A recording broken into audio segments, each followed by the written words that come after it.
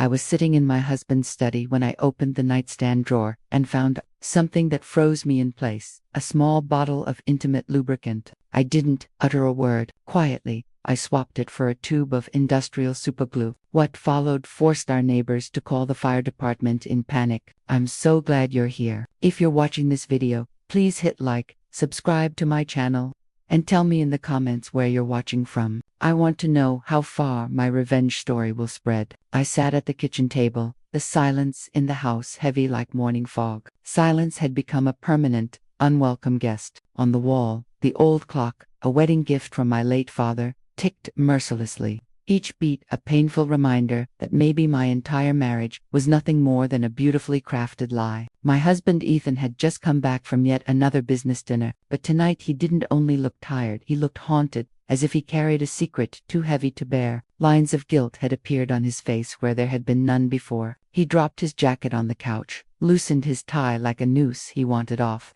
and collapsed onto the bed without even showering. His expensive cologne lingered in the air, but it was mingled with something new, a sweet floral perfume that didn't belong to me and didn't belong to any man I knew. It felt like an intrusion, a brazen confession of a life I had never been part of. Minutes later, the soft rumble of his snores filled the house, a sound that once comforted me but now felt like a cruel lullaby. With the calm poise of a woman in her 40s, practiced and precise, I began to tidy his jacket, wallet, phone, old laptop. His phone screen was still lit. A new email glowed like a warning. Ethan never used email. He always said, "Maya, that stuff is too complicated. I prefer a call." But there it was, an email, a ghost of a life I'd never seen. Against my better judgment, trembling with dread and curiosity, I opened it. It was short, just a few words that cracked my world. "You were incredible tonight, love." The message hit me like a blow. My breath caught, my heart went cold. Love? Who was writing him that? And in such an intimate tone. My thumb shook as I scrolled for more, but there was nothing, just a strange, meaningless address, and no trail, only more questions. A cold shiver crawled up my spine, not from the chill, but from a deep, bone-deep fear. It felt like a hidden door in my life had opened, revealing a dark room I had never known existed. Ethan turned in his sleep and snored softly, his face peaceful and innocent, a cruel contrast to the storm inside me. I placed the phone down with hands that trembled so badly I nearly dropped it. My movements became mechanical as I continued cleaning. When I checked the pockets of his trousers, I found a crisp receipt, fresh and folded. It was from a high-end restaurant in Savannah, dated that very evening. Savannah, he had told me he was in Charleston meeting clients. A bitter laugh escaped me. Ethan always complained about driving to Charleston. Savannah, however, was where his late aunt used to live. He had fond memories there. But who was he dining with in Savannah while he lied to me about Charleston? The receipt showed a party of 2, an expensive bottle of Pinot Noir, and main courses for 2 steak and pasta. My stomach churned. The last time he'd taken me somewhere like that was over a decade ago, when I opened my first shop. I could still see the candlelight, his proud smile as he toasted my success. That memory felt like a faded photograph now, a relic in a scrapbook of betrayal. I quietly took photos of the receipt and the email. My heart knew what my mind refused to accept. Something was happening, and I needed to unearth the truth, whatever it took. The next morning, the evidence of Ethan's lies burned in my mind like a fresh scar. I moved through the kitchen in silence, preparing breakfast as if nothing had changed. He came down the stairs with that same tired smile, kissed my cheek casually, and sat at the table like a man who had nothing to hide. "Long night," he muttered, reaching for his coffee. His voice was smooth, almost too calm. I studied him carefully, every blink, every twitch of his fingers. I felt like a stranger was sitting across from me. On the counter, I had placed the folded receipt, not directly in front of him, but close enough that his eyes could catch it if he wasn't careful. He didn't notice. Instead, he scrolled through his phone like always, his thumb dancing across the screen. I forced a smile. "How was Charleston?" I asked softly, keeping my voice steady. For a second, just a second, he froze. His thumb paused on the phone, his eyes flickered up to mine, and then he smiled. "Productive," he said. "Clients were satisfied. We might sign a new contract." "Charleston," he said it so naturally, as if rehearsed. My stomach tightened, but I didn't show it. Inside, I screamed. After breakfast, when he left for the office, I sat in the quiet kitchen, staring at the receipt again. Savannah, Pinot Noir, steak for two. My hand shook as I picked it up, then slammed it back on the counter. I couldn't keep living like this, doubting, second-guessing. I needed answers. That night, when Ethan returned, I pretended to be exhausted and went to bed early, but my mind was alive, sharp as a blade. I waited until his breathing grew heavy, his body sinking into deep sleep. Then, I slid quietly out of bed, careful not to wake him. In the darkness, I opened the nightstand drawer again. The same intimate lubricant was still there, untouched since I had switched it. My heart raced. A dangerous idea formed in my mind, wild and reckless, but powerful. If Ethan was truly betraying me, then I wouldn't just catch him, I would destroy him. I grabbed his old laptop from the study. The screen lit up with a faint glow. He never used this device anymore, claiming it was too slow. But I knew Ethan well. He wasn't the type to throw things away, which meant, maybe, something was hidden inside. The password was the same, as always, his late aunt's birthday. My chest tightened at the thought. Within seconds I was in, and there it was. Dozens of saved emails, carefully tucked away in hidden folders. Conversations dripping with passion, with promises, with lies. Messages to a woman named Isabella. My vision blurred with rage. Every word felt like a dagger. Every sentence like poison in my veins. He called her darling. He promised her forever. He told her he loved the way she smelled, the way she laughed, the way she made him feel alive. Alive. That word stung most of all. Was I not enough to make him feel alive? Had the years we shared, the sacrifices I made, the dreams I put aside, had they meant nothing? I clenched my fists so tight, my nails dug into my palms. I copied every email, every receipt, every piece of proof onto a flash drive. My breathing was sharp, jagged. My reflection in the laptop screen looked unfamiliar, cold, merciless. For the first time in years, I didn't feel like the betrayed wife.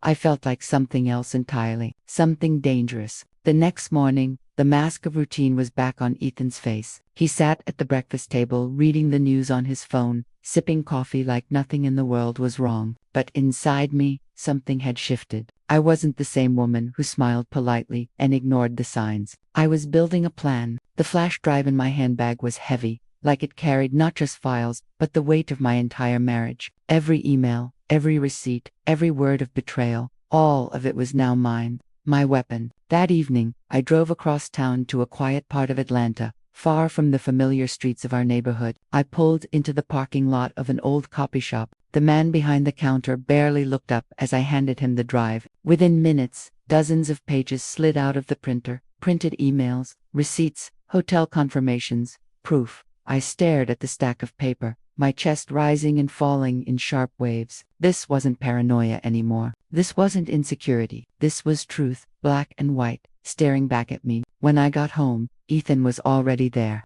lounging on the couch, watching TV like a faithful husband who had worked hard all day. I set the folder of evidence in my bag, zipped it shut, and kissed him on the forehead as if nothing was wrong. But inside, a storm raged. That night, as he slept, I walked to the kitchen and poured myself a glass of water. My reflection in the dark window startled me. My eyes weren't soft anymore. They were sharp, glinting with something I hadn't seen in years. Power. I had a choice. I could confront him now, scream, cry, and beg for answers, or I could wait, watch, plan, strike when he least expected it. And I already knew which choice I would make, because Ethan wasn't just going to face my questions, he was going to face consequences. The morning after I printed the evidence, the house felt smaller, every corner a witness. I kept the folder hidden under a stack of unpaid bills on my desk, as if the mundane could disguise the violence of truth. All day I moved with the careful patience of someone who knows exactly when to strike. That night I left the house for a while. I needed distance to steady the pulse in my throat, to stop my hands from trembling when I thought of Ethan's smiling face and the way Isabella's name had rested so easily beside his. I walked our neighborhood in circles until the street lamps blurred. A quiet part of me wanted forgiveness. Another, darker part wanted exposure. When I got home, there was a commotion outside, shouts, flashing lights. Neighbors were clustered at the curb, faces pale, voices high with alarm. Someone was banging on our front door. My first, horrible thought was that the printed folder had fallen from my bag and been discovered. My heart knocked so loudly it felt like the whole block would hear it. I opened the door. A woman I hardly knew held up her phone. "Your husband, there's been an emergency," she said, breathless. We heard screaming from next door, and then this smell. We called the fire department. My mouth went dry. Ethan, emergency. Adrenaline made my legs steady. I pushed past her and ran toward the alley that led to the back of our house. The air tasted metallic. A crowd had gathered by the adjoining property. Flashlights bobbed in the dusk. I saw Ethan at the center of it all, hands white on his shirt, face ashen, eyes wide and desperate. He wasn't the man I'd known. He looked small, unmasked. Someone was helping him along, a firefighter with a blanket over their shoulders. From a distance I could hear fragments, allergic reaction, unable to breathe, too swollen. Paramedics on the way. The scene felt unreal, like a film I hadn't agreed to star in. As I edged closer, whispers rolled across the crowd. I heard one neighbor ask another, were they alone together? In his study, the implication landed like a punch. The intimate lubricant bottle my swapped evidence sat on a folding table under a harsh work light, its cap bent, label glimmering. The sight of it made bile rise in my throat. I watched, mostly numb, as the paramedics worked. Ethan's face was crimson, then gray, then red again, as oxygen filled his lungs. A firefighter explained to a cluster of onlookers that his condition had triggered a severe allergic reaction, an unexpected substance, a panic that could have turned tragic. Someone muttered about negligence. Someone else whispered about infidelity. The private wound of our marriage had become public in an instant. I felt a complicated wave wash over me. Relief at his vulnerability, guilt that the whole neighborhood now suspected what I already knew, and a chill satisfaction that the carefully hidden life was leaking into daylight. But even as sirens wailed and neighbors speculated, I remembered the folder in my bag, proof, my weapon, and now, my insurance. That evening, while Ethan rested under hospital observation, I sat at my kitchen table and laid the printed pages out in front of me under the lamplight. The emails, the receipts, Isabella's name there, it all was docile and damning. No room for his rehearsed lines or his tired smiles. I felt a strange detachment watching my life reduced to ink and paper. The woman I'd been, the one who would have begged or pleaded, felt very far away. I contacted Thomas. He met me at dusk in a quiet diner, his expressions cautious and precise. "You did the right thing getting me," he said, sliding a small envelope across the table. Inside were details, dates, locations, hotel names, even a few photographs he'd taken discreetly. "I followed him twice last week," he said. "He's sloppy. He uses the same cafe chain, the same valet. He isn't careful enough." His voice was professional, but there was an edge of something else beneath it, maybe pity, maybe satisfaction. I nodded, thumb tracing the edge of a photograph, the one of Ethan and Isabella leaving a restaurant arm in arm. The image felt obscene and ordinary at once. "What do we do now?" I asked. Thomas looked up, eyes steady. "We don't act out of anger. We act with purpose. We're going to document everything, make it impossible for him to frame this as a mistake. If you want him confronted, we will do it where he can't gaslight you. If you want him gone from your life legally, publicly, we'll make sure it's done in a way that won't backfire." For a brief moment I considered the old roads, divorce, a quiet removal of him from my life. But the night's chaos, neighbors' sirens, the raw exposure, had rearranged the map inside me. I wanted accountability, not just silence. I wanted him to feel the same humiliation he'd been dishing out in private. I wanted our story to be seen for what it was. I left the diner with a plan forming,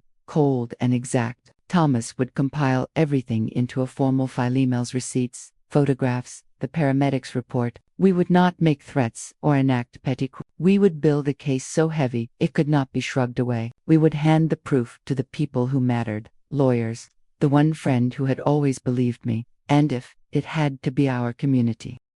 Exposure, I decided, would be the blade I used. That night, as Ethan slept in the quiet wing of the hospital, I sat alone in my car under the sodium glow of the street lamps, the folder tucked on the seat beside me. For the first time since I'd found the lubricant, I felt like the author of my own story, not the woman who folded receipts into pockets, but someone who would no longer disappear into polite smiles and practiced calm. Tomorrow, I would begin. Morning sunlight spilled across the hospital blinds, but it did little to warm the room. Ethan lay in the bed, pale but recovering, the faint hum of machines marking his survival. To anyone else, he looked like a man lucky to be alive. To me, he looked like a man caught between two lives, and I was the one holding the rope that could strangle either. I sat quietly in the visitor's chair, folder in my lap, my face unreadable. When his eyes fluttered open, there was a flicker of relief, then fear. He studied me like a cornered animal. Maya, he croaked, his voice rough. What happened? I tilted my head, letting the silence stretch. What happened? I repeated softly. That's the question, isn't it? Confusion crossed his face. Or maybe it was the act of confusion. For years he'd rehearsed these roles, and I'd played my part, the forgiving wife, the one who wanted to believe, but not anymore. You had an allergic reaction, I said flatly. Neighbors called the fire department. It was dramatic. My voice carried a strange calm, the calm of someone who already knew the answers. You should be more careful about what you put in your body. Something flickered in his expression, a flash of recognition. His lips parted as if to protest, then closed again. He knew. He wouldn't dare say it, but he knew. Before he could respond, I leaned forward, laying the folder gently on his lap. I think you'll find this more interesting than breakfast. His fingers trembled as he opened it. The color drained from his face as he flipped through the pages, emails, receipts, photos, Isabella's name shining from every line like a wound. He tried to close it halfway through, but I pressed it back into his hands. No, I said firmly. Read every word. Tears pricked his eyes, but they weren't the tears of guilt. They were the tears of a man whose carefully constructed world was collapsing. Maya, I cut him off. Don't insult me with excuses. Don't pretend you slipped, or it was a mistake, or you were lonely. I have evidence, Ethan. I have enough to destroy you in court, to ruin your reputation, to make Isabella nothing more than a footnote in a scandal. The heart monitor beeped louder as his pulse quickened. He swallowed hard. Please, let me explain. I almost laughed. Explain, as if words could stitch together the years he'd shredded. I'm not here for your explanations, I said, my voice steady, steel beneath silk. I'm here to tell you this. Your life as you knew it is over. Whether you leave this hospital and walk back into our home or not, that's no longer your choice. It's mine. He looked at me then, truly looked at me, and for the first time I saw fear. Real fear. Not the fear of losing me, but the fear of losing control. I stood, smoothing the wrinkles from my coat, and picked up my bag. Rest well, Ethan, I whispered, leaning close enough that only he could hear. You'll need your strength, because the world you built behind my back, I'm going to burn it down piece by piece, and you'll watch every flame. I turned and walked out, leaving him with the folder spread open across his chest, his lies finally too heavy to close. For the first time in years, the air outside felt sharp, alive. I inhaled deeply, my hands steady, my steps certain. Tomorrow would not be his day. Tomorrow would be mine. The folder felt heavier now, not from paper but from consequence. Thomas had worked fast, organized time, labeled folders, email threads printed with headers, restaurant receipts, photographs from discreet tailing, and the paramedic report from the allergic incident. He delivered everything in a neat stack with a single line of advice. We make this a paper trail, not a plea. I hired a lawyer that afternoon. Her office smelled of coffee and determination. She didn't gasp or offer platitudes. She asked pragmatic questions and nodded while I spoke. We'll file for separation and preserve everything, she said. We'll notify your accountant and freeze any joint transactions if necessary. Public exposure is a tool. Use it carefully. Her words grounded me. This would be surgical, not spectacle. We started small and legal. Copies of the evidence went to the lawyer, to Thomas's secure file, and to one trusted friend who had always believed in me. Then, on a chilled Thursday morning, my lawyer sent a letter to Ethan's employer, just factual. Just the evidence, and requested a meeting restricted to HR and a legal representative. No theatrics. No leaking to the press. The goal was accountability inside the places where his reputation mattered. Ethan arrived at work that afternoon looking like a man who'd slept badly for a week. His disbelief was visible. He tried to smile when the HR director asked him to join a private room. I wasn't there. I wanted the institution that had supported his professional life to see the weight of the proof before him. I wanted consequences that would not be easily shrugged off. By evening the room had emptied and the outcome was clear. A suspension pending investigation. Quiet, official consequences that cut through his rehearsed excuses. He called me a dozen times, then sent messages that shifted from pleading to rage. I didn't answer. The folder, and the law, had begun to speak for me. But I wanted more than administrative penalties. I wanted the truth to be seen by people who had a vote in our life, friends, family, neighbors, without turning it into a tawdry spectacle. Thomas suggested a controlled reveal.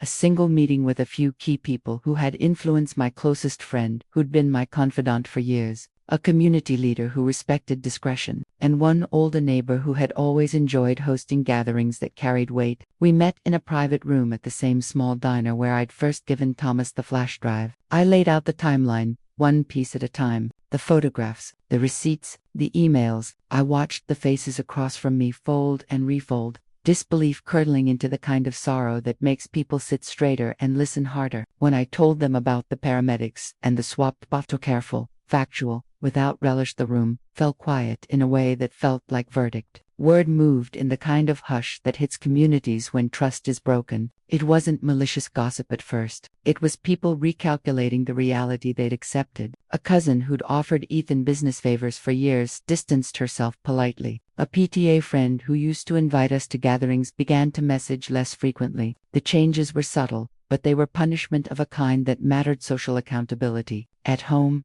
Ethan alternated between pleading and fury. He tried bargaining, then denial, then threats. I had recorded some of his early denials, and those recordings, kept secure, served as both shield and leverage. When he realized I was prepared to litigate, to fight for dissolution, and for the truth to be established in court if necessary, his bravado faded. There were moments that surprised me: small, unexpected acts of kindness from people I had feared would judge me. The baker who supplied my shop called with an offer to keep my account open. A neighbor brought over a pot of soup and didn't ask questions. It was a reminder that while betrayal isolates, truth can also reconnect you to the people who matter. As the legal wheels started to turn, I found I didn't crave theatrical revenge anymore. The satisfaction came from structure: files assembled, witnesses prepared, a clear path forward. I would not humiliate him publicly for sport. I would dismantle the architecture of secrecy he'd built and make sure it could not be rebuilt on my back. One late night, as Ethan's phone buzzed with texts he would never answer, I walked the quiet streets near the bakery and let the cool air steady me. My life had been split in two: before the lubricant, and after. I had been pushed to a precipice, and instead of falling, I had built a ledge to stand on. There were still battles ahead: financial disentanglement, the painful conversations with family, potential courtroom days where every private hurt would be put on record. But the plan was set, the allies assembled, and the evidence rested in places it could not be easily erased. When I returned home, the house felt less empty. The clock still ticked, but the sound was different: less accusation and more rhythm. I sat at the kitchen table, opened a fresh notebook, and began to write everything down: dates, names, small details that would matter later. This was not just about punishment, it was about rebuilding a life that no one could take from me again. Outside, a siren wailed in the distance, a reminder that some things demand emergency response, and sometimes those responses save more than they save futures. The days that followed were a blur of paperwork, hushed conversations, and controlled silence inside the house. Ethan moved like a trapped animal, cautious, angry, then oddly tender in moments, as if scraps of charm could glue back a life that was already broken apart. But I had stopped listening. The lawyer called me in for a strategy meeting. We reviewed financial disclosures, traced hidden accounts, and outlined custody of the properties. Ethan had been careful, but not careful enough. A wire transfer from our joint savings to a private account in Miami surfaced, labeled as business expansion. The irony stung. He hadn't even bothered to disguise it better. My lawyer smiled coldly. This helps us. Judges don't like deception on paper. That night, as Ethan pretended to watch a late-night sports rerun, I walked past him silently, holding a manila envelope that contained copies of every hidden transaction. I didn't show it to him. I didn't need to. He knew I had found them when his eyes flickered in panic for a split second. The silence between us was no longer heavy, it was weaponized. 2 weeks later, Thomas called with an update. He's been visiting someone in Savannah, he said. A small rental house near the river. Not the woman we suspected this time. Someone else. The ground beneath me shifted again, but not in shock, almost in grim relief. Betrayal multiplies. It corrodes everywhere it touches. Ethan was not one lie. He was a pattern of them. I asked Thomas to get photographs. Nothing dramatic, nothing invasive, just the truth, captured in still frames. A week later, I had them in my hands. Ethan, at a riverside cafe, holding hands with a younger woman I had never seen before. Their heads bent close. A picture of intimacy he hadn't shown me in years. I didn't cry. I didn't rage. I placed the photographs in the same folder with the receipts, the emails, the recordings. My arsenal was complete. The court date was approaching. My lawyer advised patience. When you testify, keep your voice calm. Let the paper speak. Emotion is his game. Facts are yours. In the evenings, I returned to my bakery, rolling dough with steady hands. The smell of yeast and cinnamon reminded me that some things in life rise again, even after being broken apart. Customers came and went, smiling, unaware that behind the counter was a woman who had walked through fire and was still standing. At home, Ethan grew restless. He accused me of plotting, of poisoning people against him. He slammed doors, then begged me to talk. I stayed silent. Silence was sharper than any words I could throw. One night, unable to contain himself, he shouted, "Do you want to destroy me?" I looked at him evenly, my voice steady. "No, I want the truth to destroy itself." The room fell quiet. For the first time, I saw fear in his eyes, not of me, but of the walls he had built, finally caving in. And deep down, I knew the real battle hadn't even begun. The courthouse in Charleston loomed tall, its stone pillars worn by time yet unshaken, just like I wanted to be. The morning air was heavy, the kind that made every sound echo sharper, the shuffle of shoes, the clink of keys, the hushed whispers of strangers waiting for their cases to be called. I sat at the wooden bench outside the courtroom, clutching a leather folder filled with everything: mails, receipts, photographs. My lawyer leaned closer and whispered, "Remember, you don't need to fight him. The truth will fight for you." Then, Ethan walked in. For a moment, it was like seeing a ghost of the man I had once loved. He wore a tailored suit, but his face carried the tension of sleepless nights. His eyes flickered around the room until they landed on me.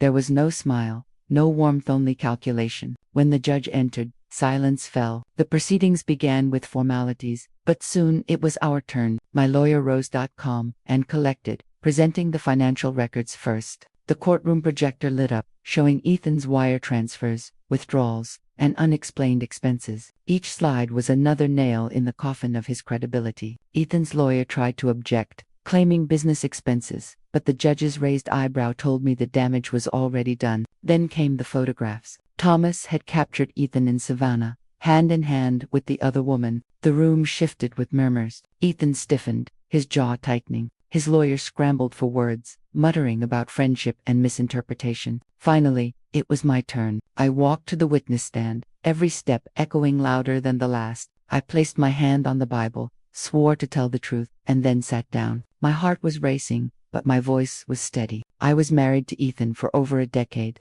I built a business while supporting his ventures. I trusted him, but trust cannot survive lies. These are not stories, Your Honor. These are facts, documents, recordings, images. I'm not here to destroy him. I'm here to show the truth. For the first time, I saw Ethan's mask break. His face flushed. His lips trembled as if words failed him. He wanted to speak, but the evidence spoke louder. The judge listened, expression unreadable, but I felt power shift in that room. The silence that followed my testimony was not empty, it was heavy, decisive. When court adjourned for the day, I walked past Ethan without looking back. He called my name, but I kept walking. His voice no longer had chained strong enough to hold me. That night, I stood in my bakery long after closing, the smell of fresh bread lingering in the air. For the first time in months, I breathed deeply, not as someone trapped, but as someone finally free. The battle wasn't over, but victory had already chosen its side. The second day in court felt heavier than the first. The air inside the courtroom carried an unspoken tension, like a storm waiting to break. Ethan looked different today. His suit was immaculate, his tie perfectly straight, but his eyes betrayed him. They darted around nervously, refusing to meet mine. His lawyer tried a new strategy. Instead of denying the evidence, he leaned into pity. "Your Honor," he said with a rehearsed sigh, "my client may have made financial mistakes, but he is not the monster being painted here. He was under stress, trying to keep his ventures alive, trying to provide." The words tasted false, even to the strangers sitting in the gallery. I could feel their eyes shift between me and Ethan, measuring truth against performance. When it was my lawyer's turn, she stood calmly, her voice sharp like a blade. "Providing, Your Honor, is not the same as deceiving. This is not about stress, it is about choice. He chose to move money in secret. He chose to build a second life in Savannah. He chose to betray trust again and again." The judge scribbled notes, but said nothing. Silence weighed on everyone. During the recess, I stepped outside the courthouse into the courtyard. The autumn wind swept dry leaves across the stone pavement. For a moment, I let the breeze hit my face, grounding me. That's when Thomas appeared, holding his phone. "There's more," he said, his voice low. On his screen was a new set of photos. Ethan with the same woman from Savannah, this time not just holding hands, but carrying bags into a rental house together late at night. The implication was obvious. This wasn't just infidelity, it was a second home. I closed my eyes, steadied myself, then nodded. "Keep them. We'll use them when the time is right." Back inside, Ethan finally broke. As the session ended, he leaned toward me, his voice a harsh whisper. "You think you've won, but you'll regret this." I turned to him, calm, unshaken. "No, Ethan. The only thing I regret is not seeing through you sooner." He looked at me like a man realizing his empire was crumbling, but still too proud to admit defeat. And in that moment, I knew his downfall wouldn't just happen in the courtroom. It would happen inside himself, where the truth echoed loudest. The weeks that followed dragged like slow thunder. Every hearing chipped away at Ethan's defense. His once polished confidence started to unravel piece by piece, like a suit coming apart at its seams. In the courtroom, his lawyers still tried to perform objections, counter-arguments, even attempts to discredit me. But the evidence spoke louder than words. Each time the projector lit up with another document or photograph, Ethan sank deeper into his chair, his jaw clenched so tightly I thought it might break. Outside of court, whispers began to spread. Charleston was not a city where secrets stayed buried for long. The bakery became a place where people leaned across the counter, speaking in hushed tones. "Did you hear about Ethan? I always wondered how he afforded those cars. They say he had a whole second life in Savannah." I never encouraged the gossip, but I couldn't stop it either. The truth had its own way of traveling. One evening, Thomas stopped by the bakery. He looked more serious than usual, placing a sealed envelope on the counter. "What's this?" I asked. "Records," he said, "not just financial messages, emails. He's been careless with his digital trail." I hesitated before opening it, but curiosity won. Inside were printed conversations, late-night exchanges with the woman in Savannah, sweet promises, plans for the future, even talk of selling assets that weren't entirely his to sell. The betrayal no longer burned at numbed. I wasn't surprised anymore. I was simply documenting the truth like a historian recording the fall of a ruined kingdom. At the next hearing, my lawyer introduced these messages into evidence. Ethan's face turned pale. For the first time, his voice cracked when he tried to object. "Those are private. You can't." The judge silenced him with a firm tap of the gavel. "Mr. Carter, this is a court of law. If it pertains to the case, it will be heard." The gallery shifted with murmurs again. Ethan's shoulders sagged as if the weight of the room finally pressed down on him. After adjournment, as he walked past me, his mask cracked entirely. His eyes were bloodshot, his lips trembling. For a brief second, I didn't see a husband, or even an enemy. I saw a man drowning in the consequences of his own choices, but I didn't reach out, not anymore. I turned away, knowing the tide had already chosen its direction and Ethan was being pulled under. The cracks in Ethan's world spread faster than even I imagined. What began in the courtroom soon spilled into the streets, into his business, into every corner of his carefully polished reputation. It started with a newspaper article. One morning, as I arranged trays of fresh croissants in the bakery window, a customer unfolded the Charleston Gazette at a nearby table. My heart stopped when I saw Ethan's name in bold letters across the front page. Local entrepreneur faces fraud allegations amid divorce proceedings. The story detailed everything: the hidden transfers, the Savannah house, even whispers of unpaid debts tied to his ventures. The article didn't mention me by name, but the connection was obvious. Customers glanced between the paper and me with a mixture of sympathy and curiosity. By the end of the week, Ethan's investors began pulling out, phone calls went unanswered, contracts dissolved, and a project he had boasted about for months was suddenly on hold. I heard about his downfall not from him, but from the whispers that filled the city. He owes people money. His company might go under. Did you see the look on his face leaving court last Thursday? The empire he had built on secrets was collapsing in plain sight. Thomas called me late one evening. His voice carried a strange mix of satisfaction and caution. "He's selling off the cars, the boat, even that condo he never told you about in Miami. He's desperate."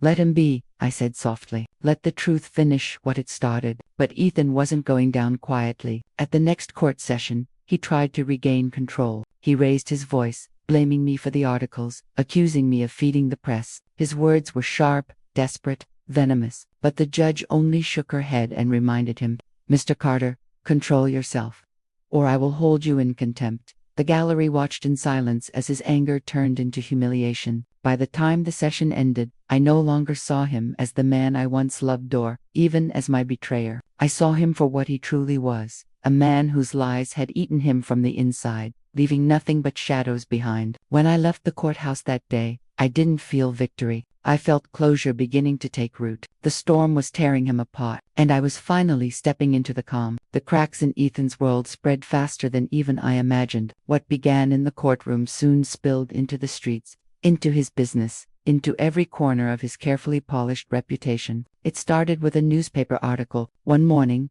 as I arranged trays of fresh croissants in the bakery window, a customer unfolded the Charleston Gazette at a nearby table. My heart stopped when I saw Ethan's name in bold letters across the front page.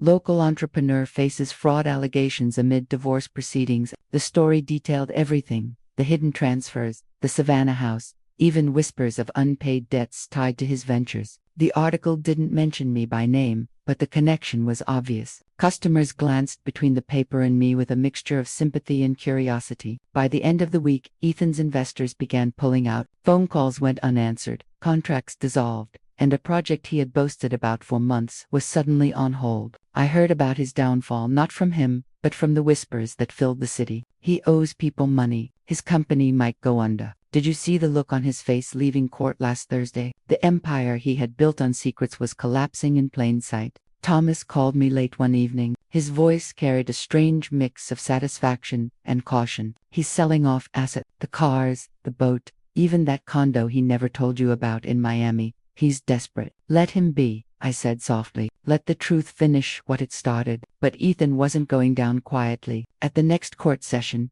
he tried to regain control. He raised his voice, blaming me for the articles, accusing me of feeding the press. His words were sharp, desperate, venomous, but the judge only shook her head and reminded him, "Mr. Carter, control yourself, or I will hold you in contempt." The gallery watched in silence as his anger turned into humiliation. By the time the session ended, I no longer saw him as the man I once loved or even as my betrayer. I saw him for what he truly was, a man whose lies had eaten him from the inside, leaving nothing but shadows behind. When I left the courthouse that day, I didn't feel victory. I felt closure beginning to take root. The storm was tearing him apart, and I was finally stepping into the calm. By the time winter settled over Charleston, Ethan's world had shrunk to shadows. His once busy phone barely rang, and when it did, it was never the voices he wanted to hear. The friends who had toasted champagne with him at rooftop parties were gone. Business partners stopped returning his calls. Even his own brother,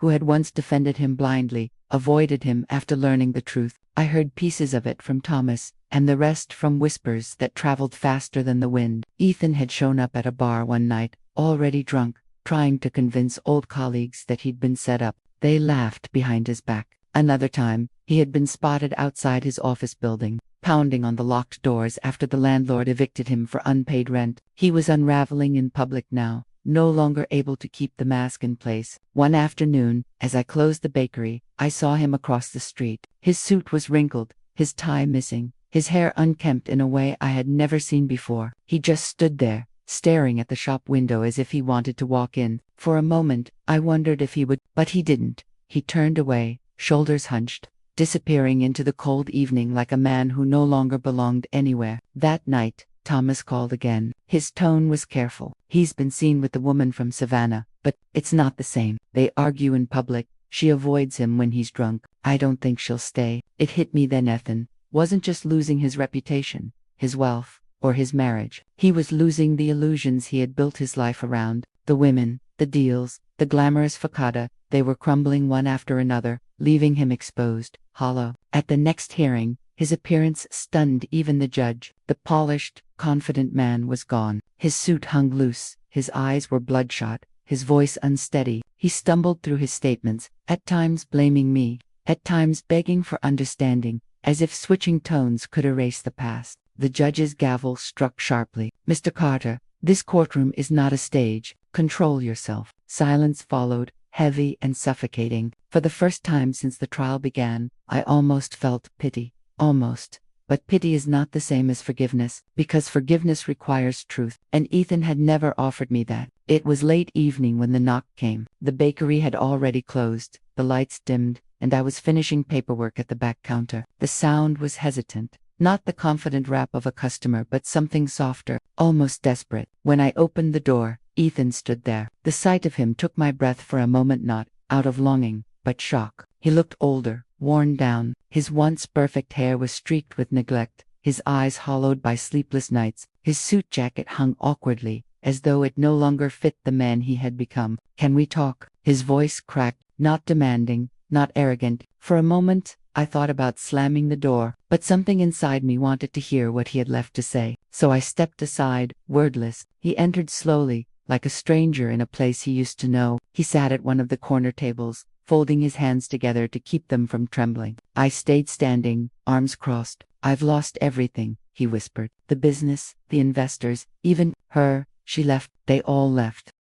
"You're the only one who still looks at me." I said nothing. Silence was sharper than any reply. He leaned forward, eyes pleading. "I never wanted it to be this way. I made mistakes, yes, but his voice cracked again. "I loved you, in my own way. Maybe not enough, maybe not right, but it was love." I felt my throat tighten, but I didn't let the tears come. "Love doesn't lie, Ethan.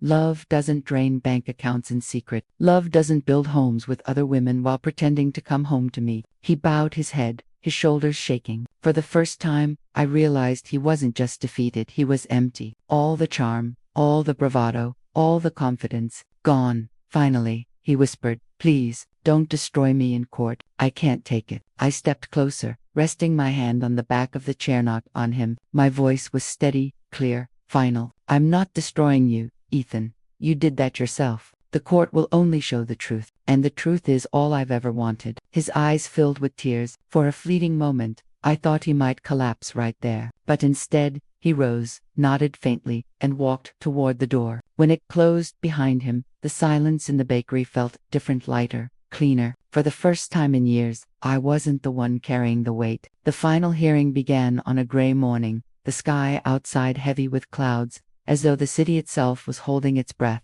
Inside the courtroom, every seat in the gallery was filled. Some came out of curiosity, others because gossip had turned my story and Ethan's into a spectacle. I sat beside my lawyer.com but alert. My folder of evidence lay closed on the table. We had already laid everything bare. Today was not about proof. Today was about judgment. Ethan entered a few minutes later. He looked smaller than ever, his suit wrinkled, his tie loosely knotted. Gong was the man who once walked into rooms like he owned them. His shoulders were slumped, his steps heavy, his face pale. Even his lawyer kept a careful distance, as though proximity to him was now dangerous. The session began. Both sides delivered their closing arguments. Ethan's lawyer spoke first, his voice dragging with forced sympathy. "My client has made mistakes, Your Honor. But mistakes do not erase years of contribution, of partnership, of shared life. Mercy must have a place in this courtroom. Destroying him will serve no one." The judge listened, expression unreadable. Then my lawyer stood. Her voice was steady, deliberate, every word a stone laid carefully into place. "Mercy belongs to those who show truth. What we have shown here is not one mistake, but a pattern of life built on deception, betrayal, and financial manipulation. My client does not ask for vengeance. She asks for freedom. She asks that the truth be recognized, and that justice finally be served." The judge tapped her pen against the bench, silent for a long moment. The weight of the room was unbearable. Even the shuffling of papers stopped. Finally, she leaned forward. "I have heard enough. This court will reassess. A final judgment will be delivered at the next session." Gasps and murmurs filled the gallery. People had expected closure today. Instead, anticipation thickened, stretching the tension like a wire ready to snap. Ethan sank into his chair, rubbing his face with trembling hands. I rose quietly, collecting my folder, refusing to look at him. As I walked out of the courtroom, reporters swarmed near the doors, cameras flashing, voices calling out my name, but I didn't answer. I didn't need to, because the truth was already echoing louder than anything I could ever say. And I knew when the gavel struck next time, everything would finally end. The courtroom was silent when we all gathered again. The air carried the same weight as a storm before it breaks. I sat straight, my hands folded tightly in my lap, while Ethan shifted uneasily across the aisle, his eyes hollow, his skin pale. The judge entered. Everyone rose. Then, with a nod, she motioned for us to sit. This court has reviewed all evidence presented, she began, her voice cutting through the silence like a blade. We have weighed testimony, documentation, and the undeniable patterns of deceit. What has been proven here is not just betrayal of a marriage, but deliberate manipulation, financial misconduct, and reckless disregard for trust. Ethan flinched as if each word struck him. The judge continued, her tone unwavering. Therefore, it is the judgment of this court that the marital estate is to be awarded in majority to Mrs. Carter. Full ownership of the bakery, the house, and financial accounts shall be transferred. Custody of assets is granted to her exclusively. Furthermore, punitive damages are assigned in recognition of the calculated harm inflicted. Mr. Carter, you are hereby ordered to vacate the shared residence within 72 hours. A murmur spread through the gallery. Cameras flashed as reporters scribbled notes. Ethan's face crumpled. For the first time, his arrogance collapsed entirely. He looked at me not with love, not even with anger, but with a hollow despair, as if he had finally realized that the lies he built his life upon had turned to dust beneath him. I did not look away. I owed him nothing. The gavel struck. Court is adjourned. I stood, my legs steady beneath me, a weight lifting from my chest that I had carried for years. The noise of the courtroom faded as I stepped into the sunlight outside. Cameras still followed, voices called my name, but none of it mattered. I was free. Ethan had lost everything, his secrets exposed, his reputation shattered, his power stripped away, and I had reclaimed not just my home, my work, and my peace. I had reclaimed myself. The storm had passed, and in its place, a new dawn had begun.